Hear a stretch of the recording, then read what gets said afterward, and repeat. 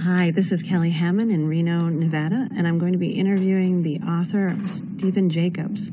And he's written the book called Mental Illness, a Support Guide for Families and Friends, Personal Restoration Step by Step. Hello, Kay Mortensen. Glad you joined us. Again, it's an interview with Stephen Jacobs, the author of Mental Illness, a Support Guide for Families and Friends. I'm here in Reno Sierra View Library, and we'll be talking with him. And if you have any questions, please post them. So again, this is Kelly Hammond and Reno Library, and I'll show you the picture of the book. That's the book called Mental Illness, a Support Guide for Families and Friends. And here's our author, Stephen Jacobs. Stephen, can you tell us a little bit about your book? Yes, Kelly. My wife, 10 years ago, developed a severe and debilitating mental illness, and I was left overwhelmed, not knowing how to deal with it, not knowing what my future would be, not knowing what her future would be. And I had a background in meditation for 25, 30 years. I'd studied in Europe with a great meditation teacher and had a lot of tools and skills at my disposal.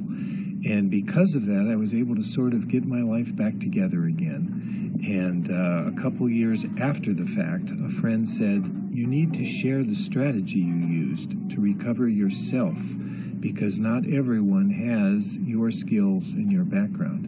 And that was really the basis of the book. Now, Stephen, tell us about your book signing. When was that? That was on October the 4th. It was about a little less than 2 weeks ago. We had a very good turnout at Sundance Bookstore, which is probably the best bookstore in Reno to do that at. And nice. It was fabulous. Nice pitch there for Sundance. Thank you. They deserve it. Now, I've got a question for you. Yes. What type of person is this book targeted towards? It's ideally suited to anyone that had mental illness in their family. So it's not designed to assist the mentally ill person.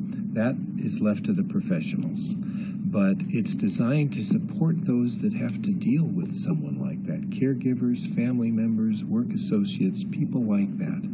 Because it's quite an overwhelming situation to have to deal with on your own.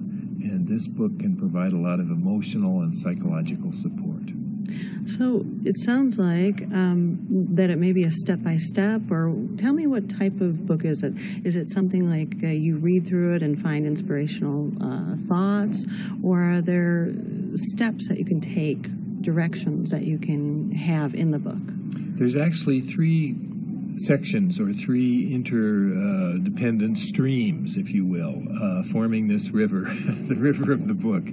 And one of them is what happened to me and what happened with my wife and my situation. And this ultimately isn't hugely important, but it sort of sets the stage and gives me some credibility that I've been there. The second one is the understanding or the concepts themselves that can help someone shift this situation in their own life. And by shift it, I mean gain a broader understanding of it and use that understanding in a way that can bring peace, contentment, and so forth. The third piece is the exercises, and there are 17 chapters. And in each of these chapters, we deal with a different concept or aspect of dealing with this, such as the stigma of mental illness, which may in fact keep us from enlisting the support that we could have available for ourselves.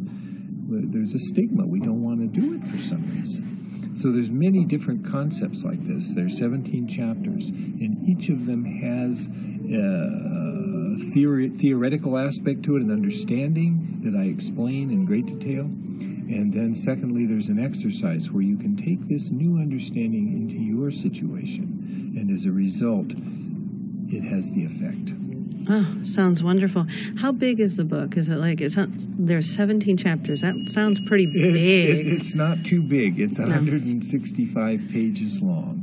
Oh. So a person actually, the design of the book is to go through it in a sort of a systematic manner and work with the information in each chapter and the exercise, and then move on. But if someone wanted to read through it straight through and then go back and reread and do the exercises, I've had people tell me that has worked well for them as well. Excellent. Now, I noticed that there was a particular woman that was at your book signing that shared with you some personal information. And I know that you can't give me her name, but can you share a little about what happened there, that interchange? Yes, a number of the people there I knew, but many I did not, because it was a very nice crowd of people. And I just sensed there was some sadness when she brought her book up to me. And I asked her, is this a situation you're dealing with in your family? And she said in a very quiet voice, yes, 2 scenarios. And it just touched my heart so much to know that this is the type of individual that this book is designed for. So if you could give her one piece of advice, if she was sitting here right now, what would you tell her? I would tell her that there's a reason for this situation in her life that can be useful to her. Yes, it's a disaster. Yes, it's the last thing anyone would want. But the fact that it has shown up means it can be used in a positive way to make her a stronger, more balanced, more aware person. Wonderful. Tell us again the title of your book as well as where they can get it. The title of the book is Mental Illness, a Support Guide for Families and Friends, and it's available on Amazon. So you can just type in the title there, or you can go to my website, supportandheal.com.